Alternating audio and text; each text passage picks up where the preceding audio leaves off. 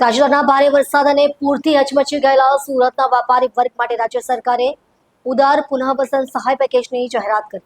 પ્રદેશ સહપ્રવક્તા હેમાલીબેન બોગાવાલાજીએ પત્રકાર પરિષદમાં આ પેકેજની વિગતો આપી.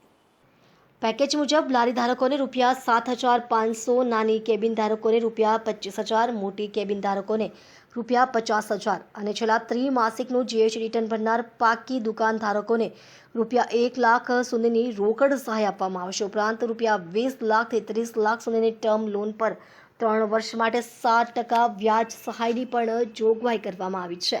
રોકડ સહાય માટે 30 સપ્ટેમ્બર 2024 સુધી અરજી કરી શકાશે, જ્યારે વ્યાજ સહાય માટે ઠરાવ બાદ 6 મહિનાની અંદર અરજી કરવાની રહેશે.